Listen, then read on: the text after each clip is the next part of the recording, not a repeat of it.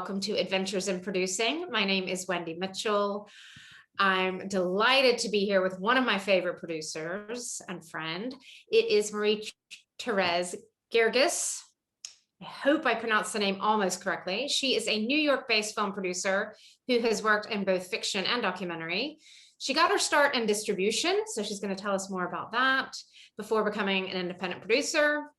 She is currently head of production at Play Action Films, and some of the recent hits she's had include Summer of Soul, Questlove's amazing film that just was a hit at Sundance. So Marie Therese, thank you so much for talking to us. Thank you for having me. I'm excited that we can do this across an ocean.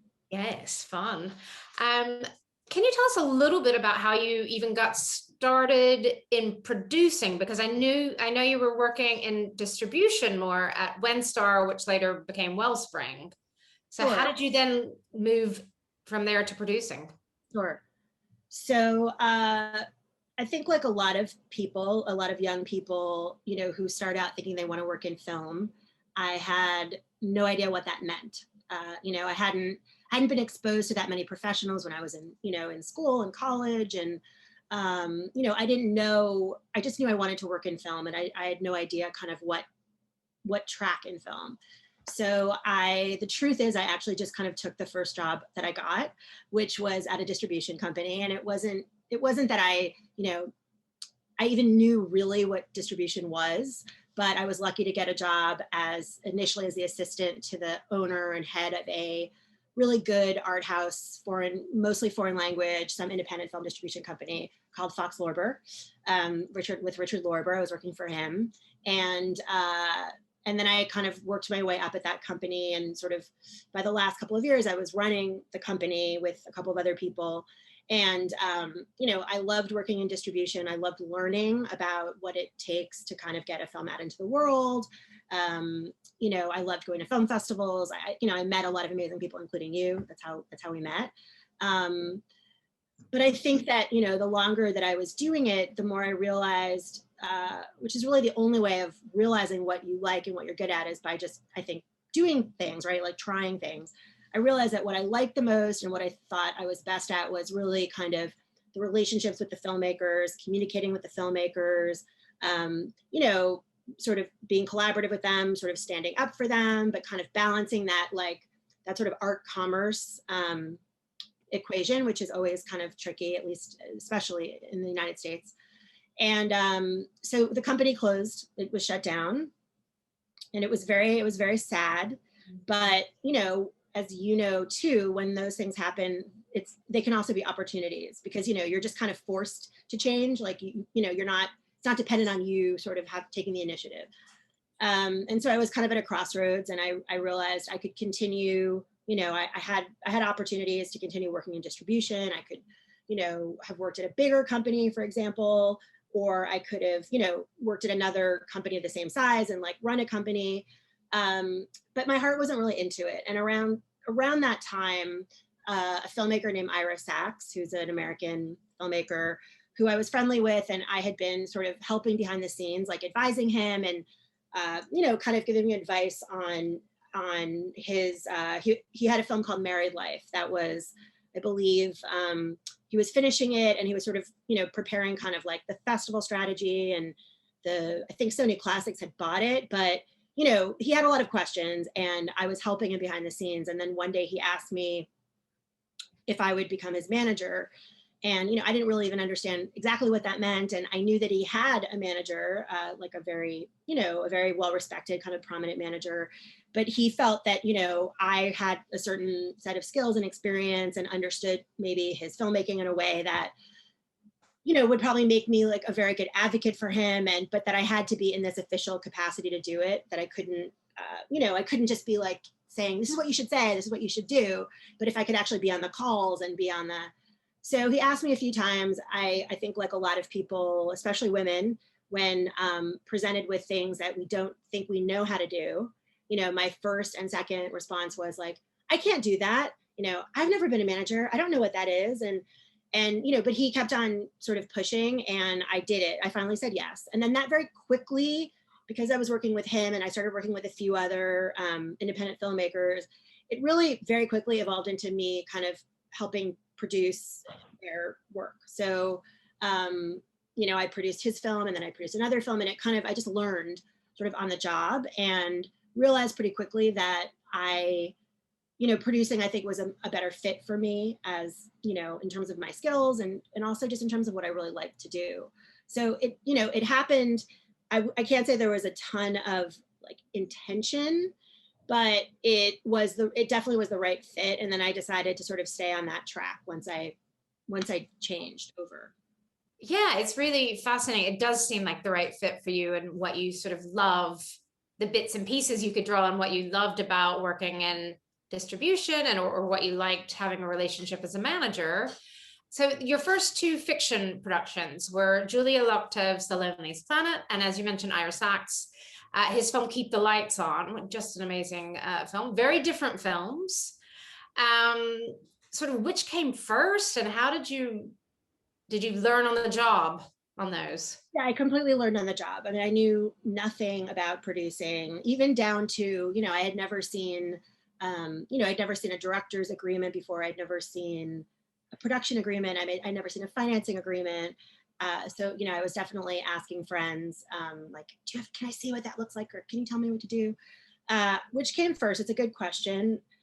They kind of happened around the same time. You know, I think that it was pretty quickly that I was working on both at the same time. So I can't remember exactly sort of which came first. Maybe Ira's, maybe Keep the Lights On a little bit earlier. You know, and in both cases, I was lucky. So on Keep the Lights On, I produced the film with young, at the time, very young producer who's now, you know, still young, but definitely has a lot more films under his belt, named Lucas Joaquin.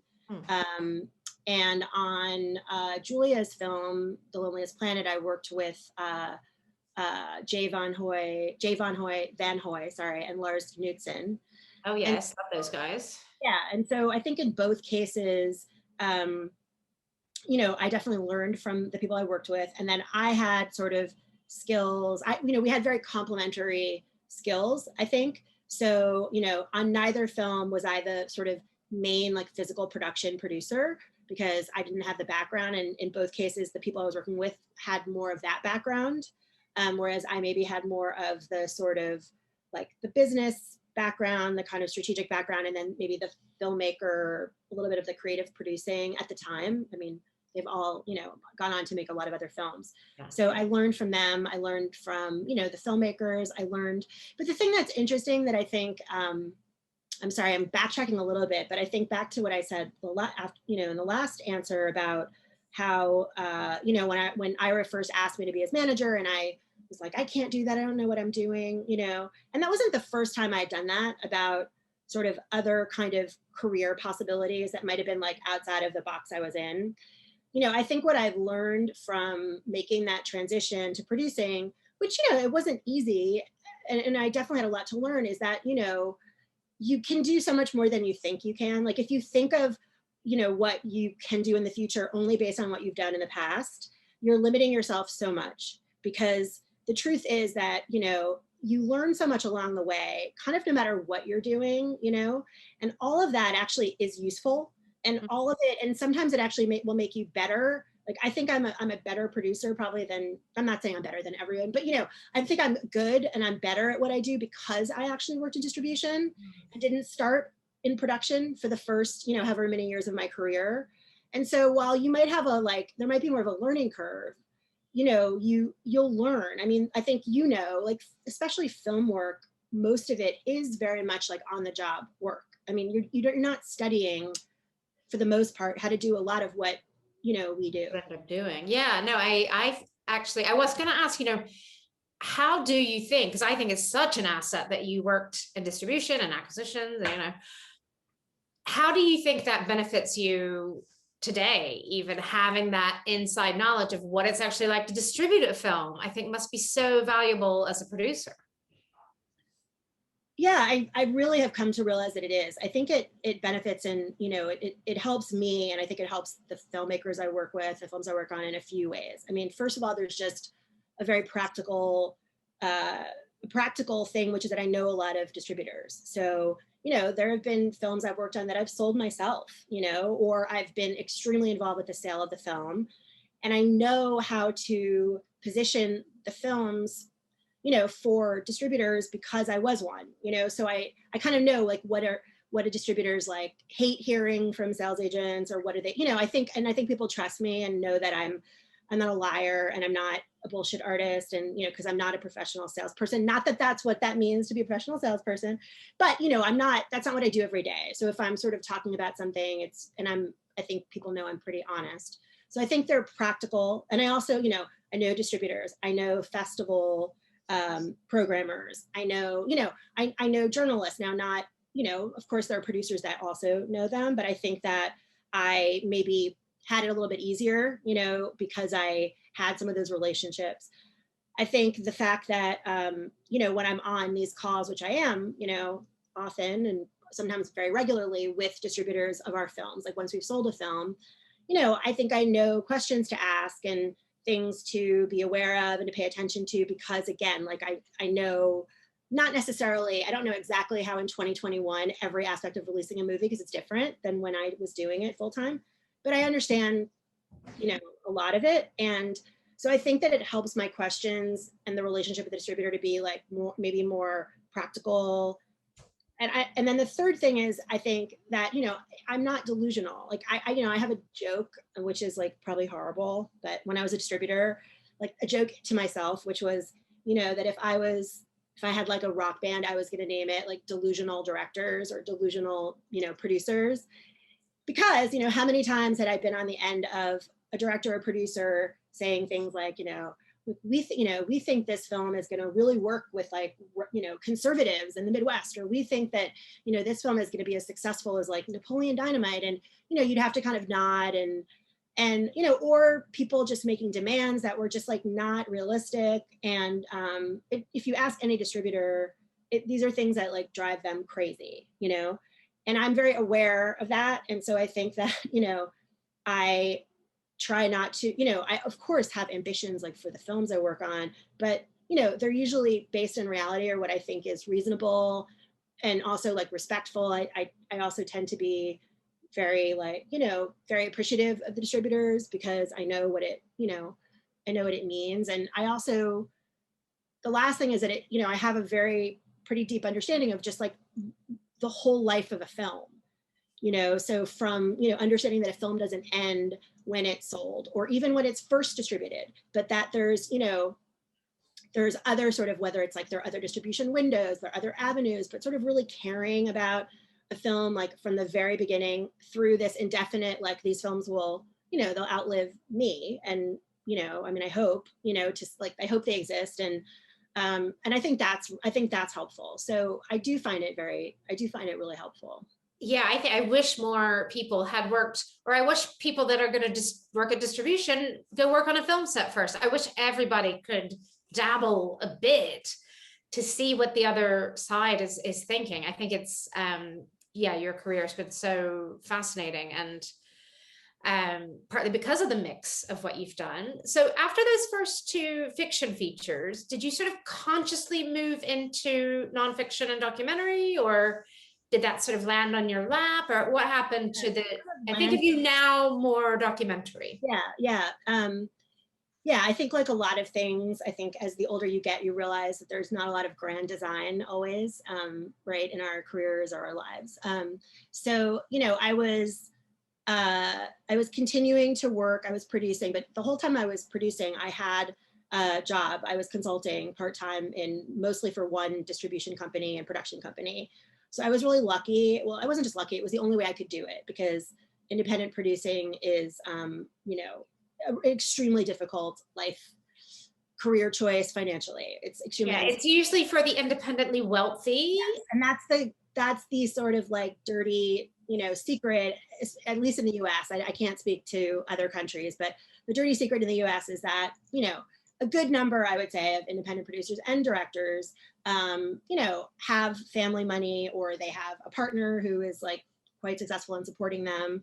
Not all, but, you know, a large number of them, I would say. And that was not my situation. So, you know, I always had to work I always had to have I could never just sort of devote 100% of my time to sort of trying to get films off the ground. And, you know, I was in this moment, I think, where I was, you know, trying to get another, like at least 1 or 2 films made. And, you know, the other thing about independent producing is it's speculative work. Like, you're not getting paid unless the film, you know, actually gets made, then you're waiting for the financing to come in. So, you know, I was trying to get, I think, a couple of other films made with, you know, filmmakers I was working with at the time. And I had this, you know, this consulting job that was in production and distribution.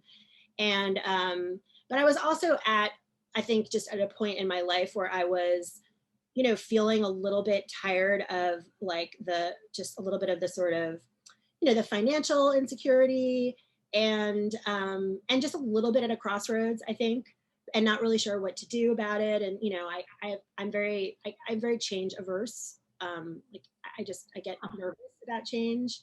So like in terms of initiating it myself. So okay, because I think of you as somebody who's always been adapting and moving, and but it's largely, I think, coincidental, and of course I accept it, but you know, I'm not someone who's like seeking out things a lot. So very coincidentally, somebody that I think you probably know, at least from Facebook, Victoria Cook, who is Victoria is an attorney at FKKS, which is a firm in the US. And she works with a lot of, I mean, initially, I think she worked with a ton of documentary filmmakers and producers and companies. And now she works also with a lot of, you know, fiction creators. But she randomly called me, and she was someone I didn't know very well. She was sort of a work colleague, and I was friends with her on Facebook. And she randomly called me and said, you know, I don't know if you're interested in documentary and nonfiction, but I have a client who wants to start a documentary company, like a documentary production company. You know, maybe this sounds crazy. And, you know, I guess I was very interested because I immediately said, yes, I'm interested in it. I realized, you know, kind of afterwards that I'd always loved documentary. And when I was at Wellspring, you know, I think we were one of the few companies that were not documentary distributors that actually distributed documentaries. We distributed at least like 3 or 4, maybe more in theaters. We had a bunch, you know, in our library, but at the time they were really hard. I mean, documentaries, like, you know, they were so niche back then, and now it's crazy. Impossible to sell. They were impossible to book in theaters. You know, back then they had very little even like library value, meaning, you know, you'd sort of have your first like year out the gate, but unlike some of our fiction films, nobody wanted them in 3 or 4 years. So I always wanted to work on more, but, you know, it just was at the time that I was working in distribution, there weren't a lot of, you know, it was just a really hard business. So you know, it was a kind of crazy offer because it was also, you know, it was the person who, you know, wanted to do this was like a big Hollywood director and producer, and not someone that I saw myself as like someone who, you know, my taste would align with, and was also like, you know, what, this person, like, really, that person wants to, you know, work in documentaries. But it turned out that the interest was actually really genuine. And it was kind of like a leap of faith when I did it and I took it. But I really quickly, and again, I had to learn all over again. I mean, not from scratch, but like, you know, there were a lot of things I didn't know about working on documentaries and people that I needed to meet and stuff. But pretty quickly I realized, and I'm sure you've had this experience, Wendy, like as a rule, I would say filmmaker for filmmaker, documentary filmmakers are some of the smartest, nicest, most decent, most sort of ethical, you know, people that you could ever work with. And yeah, and you see, I mean, this is going to sound painting the whole tribe with one brush, a little less ego sometimes than with a fiction filmmaker who has to tell their story and get it made. The documentarian is usually, not always, wanting to tell some other story, and they've got to tell somebody else's story. So it's a different vibe. Yeah, I absolutely agree with that. I mean, there are, you know, there are egos everywhere, but I think because for that exact reason, because usually, not always, people that are making documentaries are coming from, you know, whether it's like a political passion, social passion, you know, they're not necessarily coming from like you said, it's not all about them. Yeah, and so this was Ratpac. Mm-hmm. And can you tell us a little bit about the kinds of work, the highlights of the work that you did on the documentary side there? What were some of your favorite projects? So I'm just thinking, it's so funny. It's like, it's not even that long ago, but how, I don't know, especially with this year, it sort of like made time, like things seem like 20 years ago. So, I was really lucky because one of the first films that I worked on was like the first project that I brought in was a documentary called Night Will Fall. And what I loved about that was that it allowed me to meet some really great people, particularly international people, which, was something I had missed. I kind of hadn't realized how much I'd missed it, but I had missed that from working in, foreign film distribution. And so that film was a production, it was a co-production of, I think, like 8 or 9 countries. The amazing Philippa Kowarski, who I'm sure you probably know. Oh, Seta Phil, she's great. Yeah, she was the person who sort of was like putting it together, and she, I got to know her, and she became someone I just love and admire, and people like, Barbara Beeman from Germany. There was just a really amazing group of people. And it was, we were really lucky because that was a film that, I actually did sell myself. That's an example. Like, I sold it to HBO because we, in addition to, getting involved with it, investing in it, we took the US rights because to resell, yeah, I just felt that we would probably be in a better position to sell to the US. And, so we sold it to HBO, and it was, it was very successful on HBO. And I think at the time, the executives at HBO told me that it was like, if not the #1, but it was one of the absolute top films in terms of like viewership. And, it was a very meaningful film. It was also the first Holocaust related film I had ever worked on. I learned a lot from that. And it was extremely memorable to me, just the experience of even showing the film in Berlin, which was incredible. So that is a very special place in my heart. I actually rewatched it a few weeks ago. They re-showed it on Channel 4, and really? I saw it was coming on, and I couldn't flip through it. It's just such a powerful piece of work, directed by Andre Singer, we should mention. But an amazing film. Yeah. And then I'm just thinking of some other highlights. I mean, a big favorite for me is a film called Author, the JT LeRoy Story by Jeff Feuerzeig, which was, an interesting one because at that job, I was definitely like very supported, and Brett was very enthusiastic about documentaries, and I was really able to do a lot of projects that I was passionate about. But that one was one that, Brett supported, but I think he was maybe a little bit sort of like, not skeptical, but, there wasn't maybe the same degree of like complete sort of passion from the first second. So I actually always felt a lot more pressure.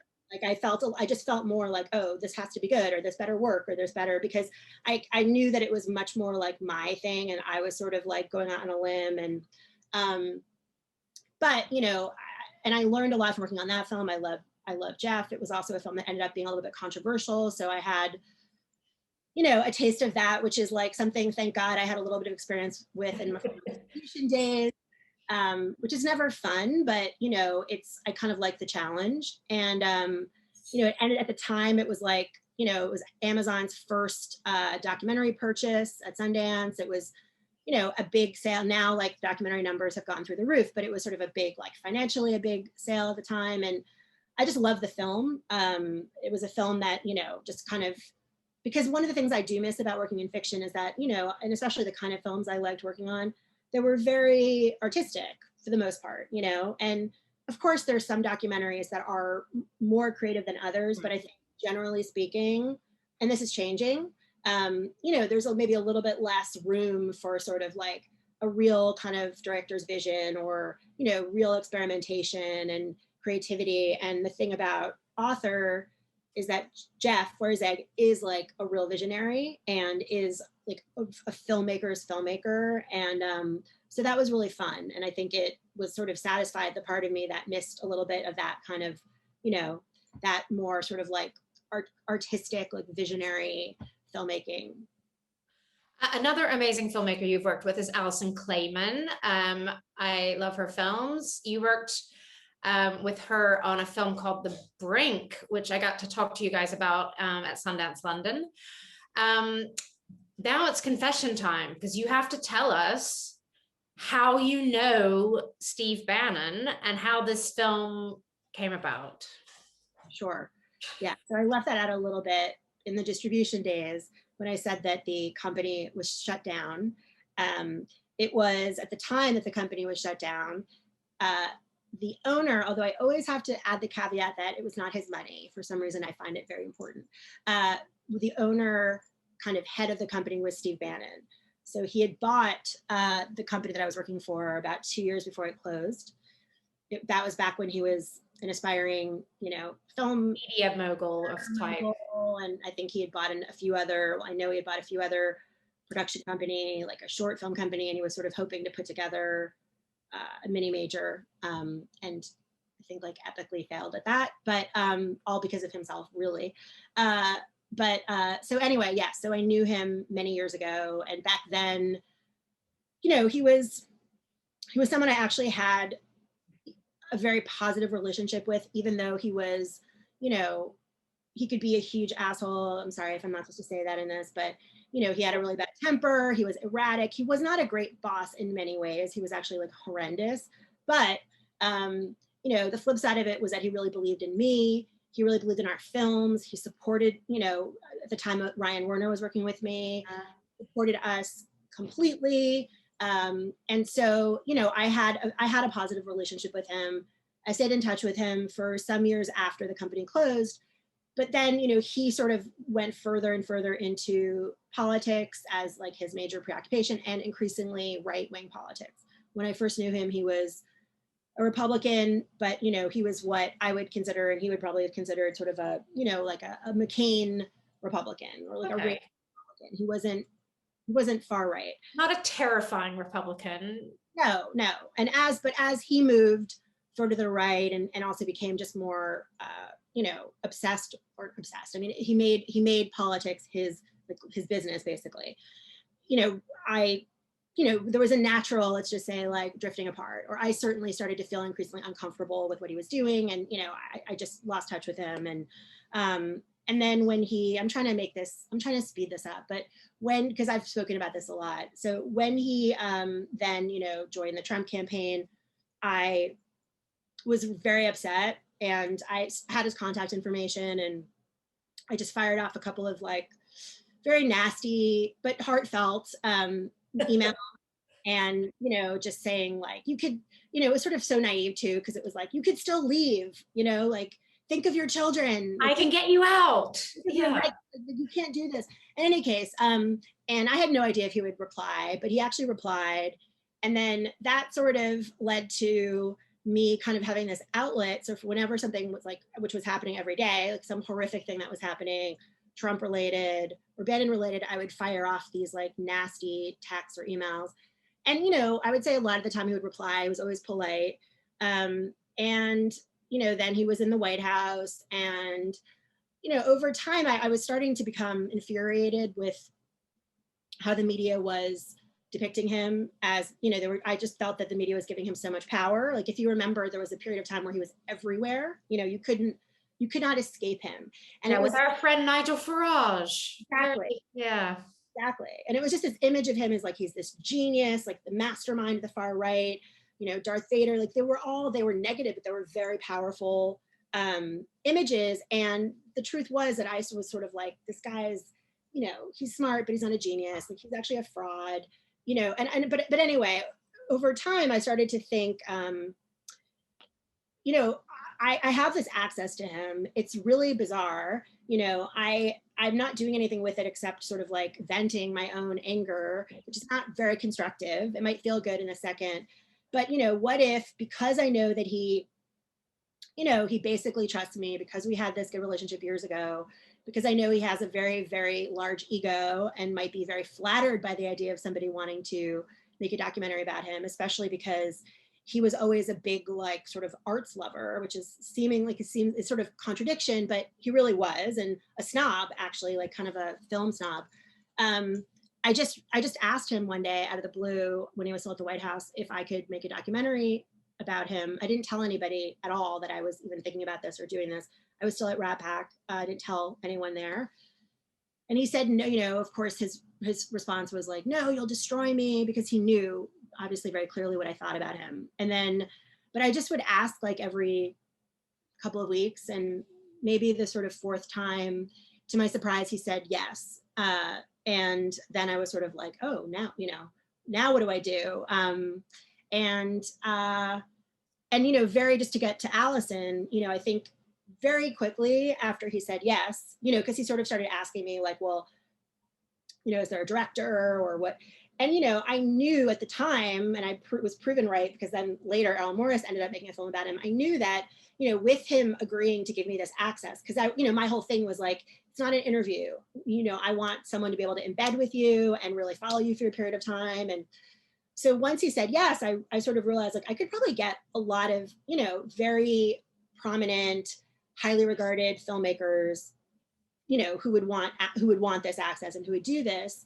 And I thought about a number of filmmakers and, you know, at different sort of like career levels and different, but Alison just, you know, kept on coming into my mind. I had worked with her on a short film, you know, a couple of years before, not even that closely, but just enough to really get a sense of her personality, how smart she was. I knew how talented she was from seeing her films.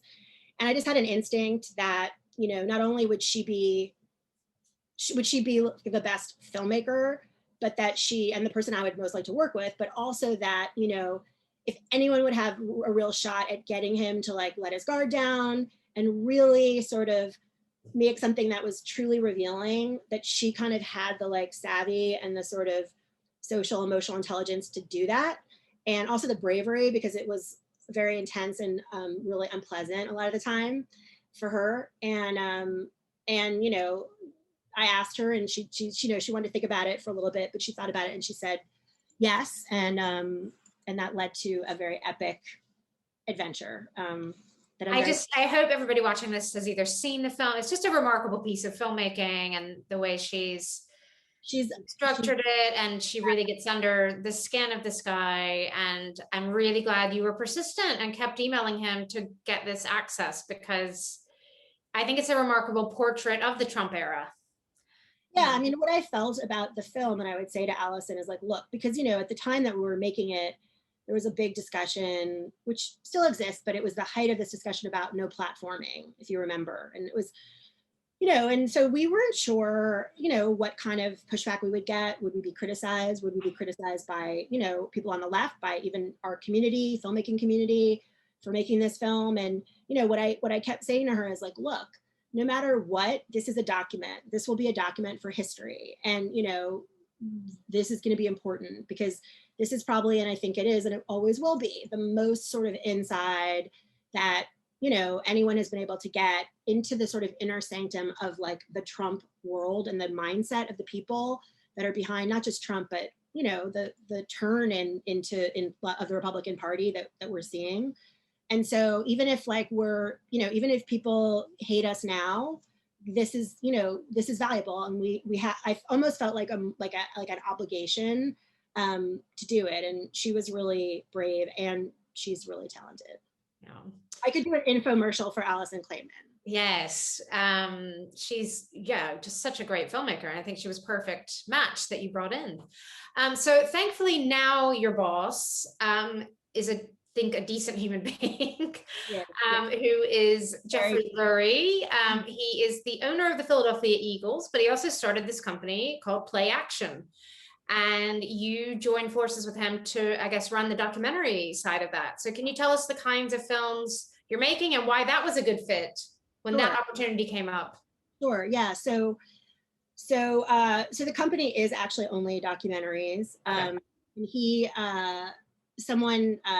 An industry colleague, Dan Kogan, who you probably know, had approached me and said that, you know, this person, Jeffrey Lurie, was interested in starting a documentary company, production company, financing company, and would I be interested in?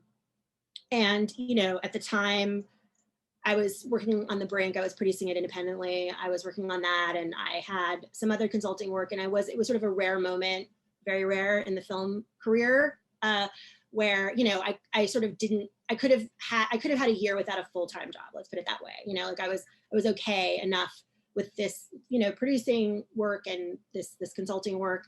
And I was, to be honest, I was very nervous about another full-time job because the job before had ended in, you know, in a very upsetting manner. And I was kind of recovering from that and, you know, just sort of hesitant. And I think also the idea of like, oh, it's another kind of powerful man, you know, and I don't, you know, yes, like I probably have a PhD in kind of dealing with those men, but I don't want to anymore. So I was definitely very skeptical, I will say, honestly, not skeptical, I was hesitant. But I think because it was Dan Kogan, who I trust and respect, and I knew Dan knew this person a little bit, and I also just felt like, I'm not going to say to Dan Kogan, you know, he's so nice to recommend me to somebody. Like, no, I won't meet with him. But I met with Jeffrey, and you know, I think Jeffrey sort of like in 5 minutes defied any really like probably ignorant on my part, but stereotypical notion of what someone who owns an NFL team would be like. He was like that successful and seemingly that kind of like powerful.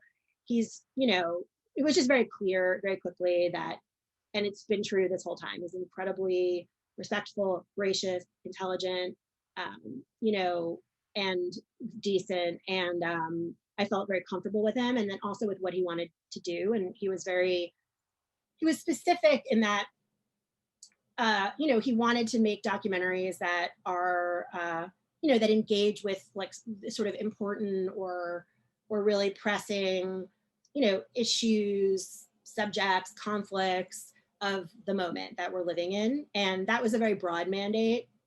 Beyond that, you know, which I also appreciated that it wasn't so hyper specific, because sometimes these, you know, people that want to do this have like much more specific ambitions, you know. Yeah, and there's no room to like bring your own voice into that if somebody's exactly. I remember even saying to him when he talked, you know, because I think he framed it initially as sort of social issues, and I said, well, you know, if you're talking about social issues in a very kind of, you know, I mentioned a few documentaries that are more sort of on the nose, really like maybe more informative, and you know, I said like, number one, I wouldn't be very good probably at helping to make those documentaries because I don't know how to do it. It's a very specific talent. And number two, that's not really where my personal interest lies. But if you actually think of social issues in a much broader way, you know, first of all, like probably then 80 to 90% of documentaries are about social issues. But, you know, I think there's a more interesting approach, and he was completely on board. So I think Summer of Soul is a perfect example of a film that, you know, on the surface is a music documentary, right, about this concert, and it's full of performances, but it's very much more than that. And it works on several levels, and the levels, you know, all the levels pertain to, you know, issues of racism and, you know, the history of like Black art and culture in this country. So, you know, I think that's an example of something that might not be on the most surface, like a social issues documentary, but certainly, you know, definitely engages with, I think, really important issues and, you know, crucial issues. So, sorry, I'm rambling now. No, this is perfect. But I'm wondering, MLK FBI, was that through Play Action, or is that something you've done? That's Play Action. That's Play Action. So Play Action, just to be clear, I started with Play Action. I basically kind of started this company with Jeffrey about 2.5 years ago. And so we have 4 documentaries right now that are finished. Because as you know, it takes a long time to make these things. And then we have 2 documentaries that we're right now sort of in either development or production on, and there's a couple more coming. So I think the aim is to have, you know, 3 to 4 finished documentaries a year, which usually means like you're working on 4 to 5 documentaries at a time. And so MLK was one of that first group was Summer of Soul, MLK FBI, The Meaning of Hitler, which will be coming out this summer, and Totally Under Control. Yeah. Wow. But, you know, you say that's slow, but that to me is like lightning fast in the documentary world to have only really formed the company in 2018 and to already have, you know, a body of work is really pretty good. So do you ever think you're going to produce fiction again? Are you totally into nonfiction, or is it never say never? Oh, I would love to. Yeah. I think in a perfect world, I would like to be able to do both. And I think that, I think that's something that could possibly happen at Play Action. Jeffrey before he bought the Philadelphia Eagles, was a producer, actually like a producer in Hollywood.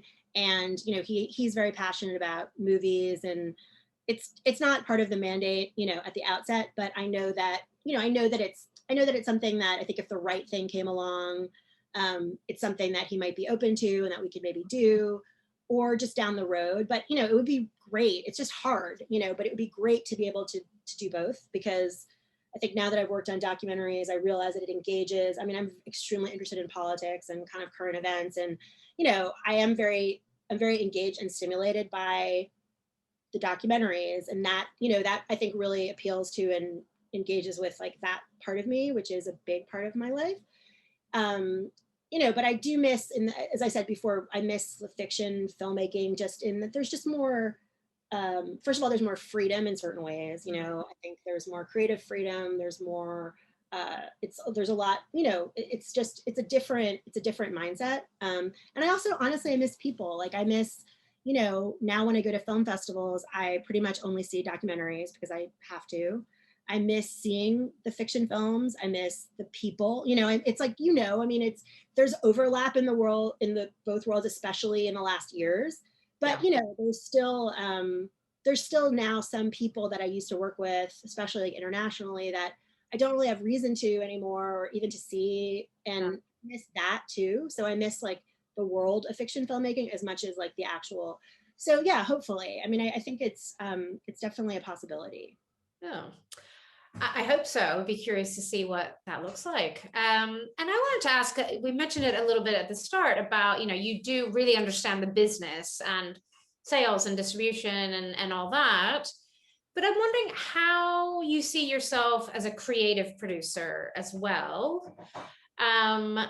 How creatively involved do you get? I know that will depend project by project and director by director, but are you someone, are you giving Questlove notes saying, I really hate this scene, you got to move that to 10 minutes earlier? I mean, how deep do you go? Right. Well, it definitely depends project by project. I think, certainly when I'm, a producer, the producer, one of, two producers, I, I'm pretty involved creatively. I think it's actually something I bring to the films, that I've learned to be good at. It's, I've realized over time, just even, giving notes is an art form. And I've learned how to do it, I think, and I think I'm good at it. And I think, I think what I'm probably best at, if there's anything top line, it's probably, kind of helping a filmmaker make the film that they want to make. So not necessarily what I'm imposing upon them, but, understanding what understanding their vision and helping them bring that to light in the best. Yeah. Sometimes that does require more kind of creative involvement. In my experience, honestly, the best filmmakers, the best ones, including like very well-known ones, actually take notes. They're selective. And I always tell this to filmmakers, actually, is like, sure, you don't have to take notes from 10 people or 20 people. I mean, you could gather them, but I think every filmmaker should have like 2 or 3 people who are not, their partner, or unless their partner, but you know what I mean? Like not their mother or their best friend, but, people who they really respect and who they also know, and trust will sort of get them, so they're not, because I think the problem with note giving and why a lot of directors get frustrated by them is because I think, one of the ways in which I think people give bad notes is that there are many ways, but one of the ways is that they're not working with what's there, what's possible, or with what, with a real understanding of the film that the filmmaker wants to make. So, Yeah. then the notes are they just read as either obnoxious or stupid, or, so, but I do think that, every filmmaker should have those few people, and they should really take those notes seriously. And it doesn't mean they should take the notes, but they should take them seriously. And I will say that all of the filmmakers that I consider to be like the best ones that I've worked with take notes.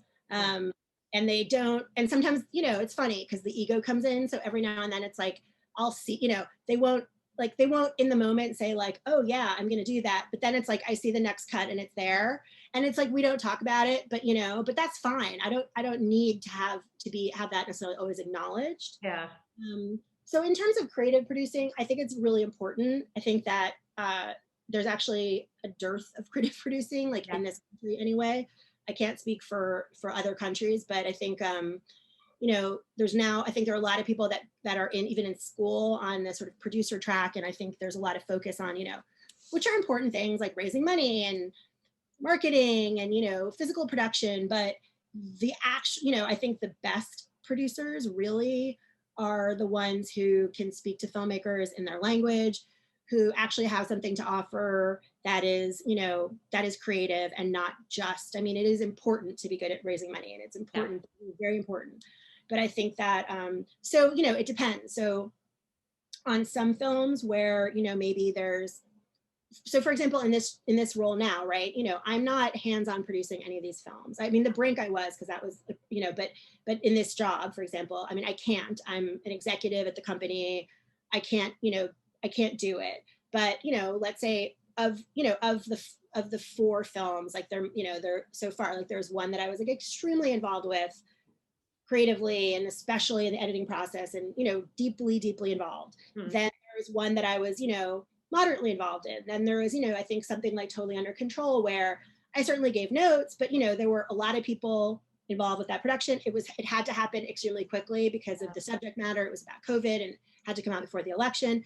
So I didn't even feel that they needed me as much, I think my voice was there and they were respectful, but it wasn't, the necessity wasn't there as much. And that's the other thing that's important, I think, as a producer, and especially I think as an executive who's producing, is to know when you're needed and when you're not, because, it's, I don't feel like I should just to prove my worth, I need to be sort of like all over filmmakers all the time, or I need to, do you know what I mean? It's like, I really prefer to use to use whatever my knowledge and talent is, like when it's needed.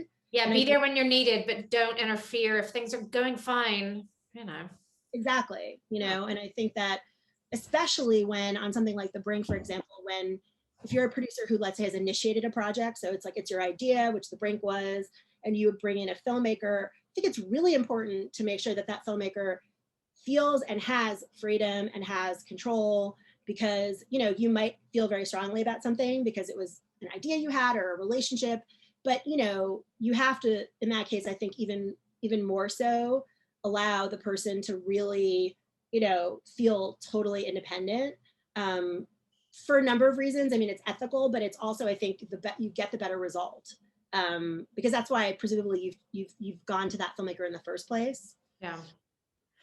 No, that's great. I'm going to wrap up with 2 questions I'm trying to ask every producer that I do this with. Okay. Do you have any pet peeves of things people do on set or during a shoot?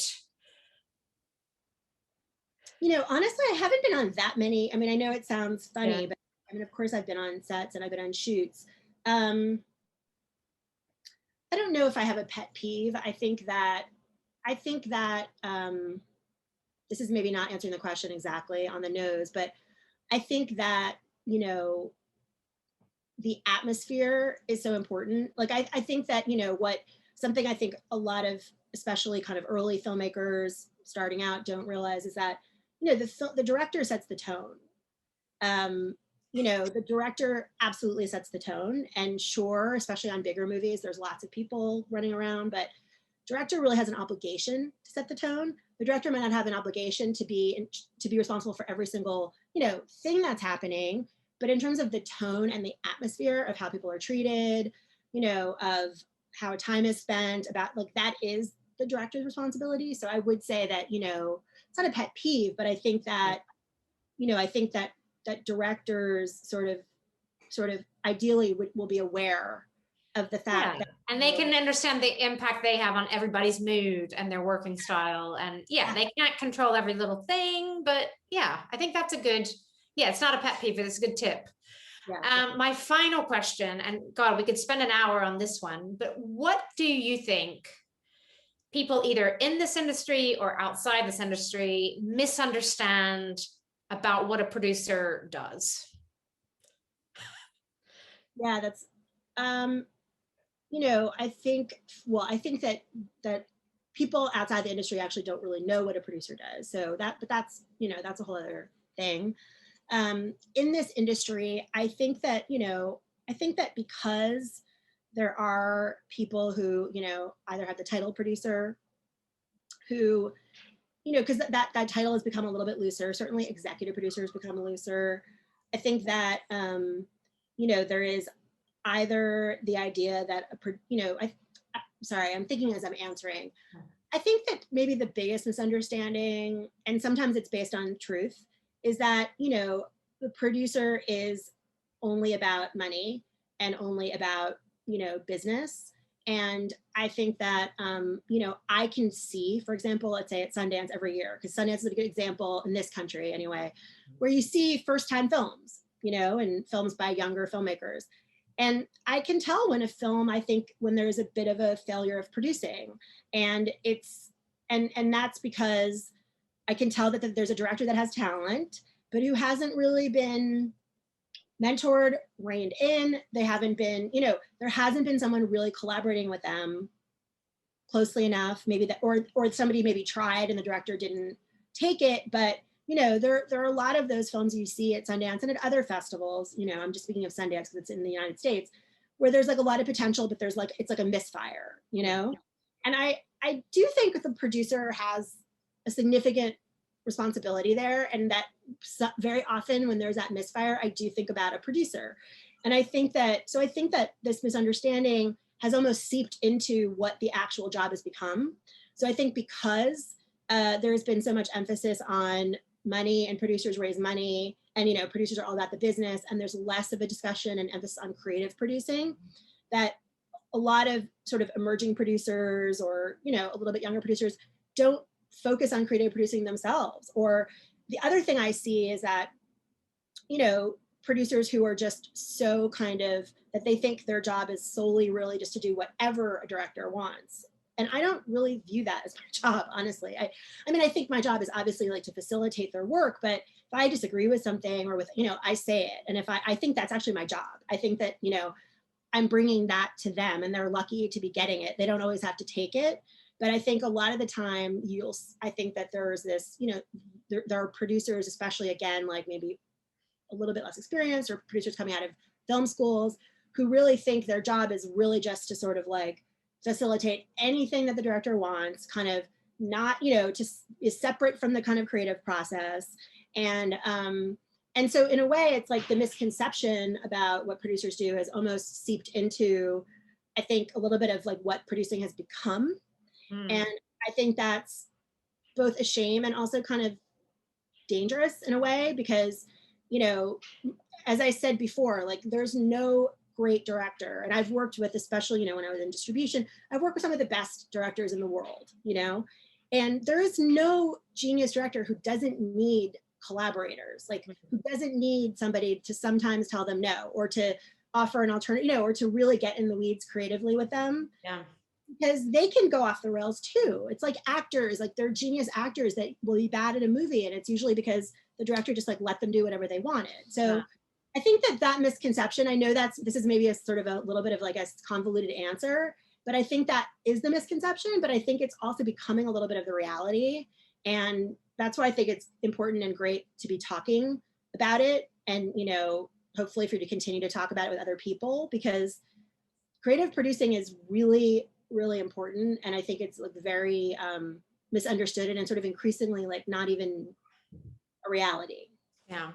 No, I love, I'm sure you know her or might be friends, Minette Louie will quite often say, you know, there are producers, and then there are producers in quotes who are just not on the same page or the same level, or trying to be. And I think you're definitely one of those without the quotes. So but it's hard. I mean, it can be a harder road, because there are some filmmakers that don't want to hear it, or because, you know, it's definitely but I think it's also more gratifying Yeah. too. It can be, you know, but yeah, most people don't know what producers do. I mean, I get asked that all the time. Yes. Well, Marie Therese, we could talk for another 12 hours, but I'm going to let you go and actually get back to producing and exec producing 4 more films. But thank you so much. That was really fascinating to hear more about your career path and how you think about producing. And thank you for bringing it out of the shadows, what you actually do. And we look forward to your next adventures. Thank you. And I look forward to watching these other interviews.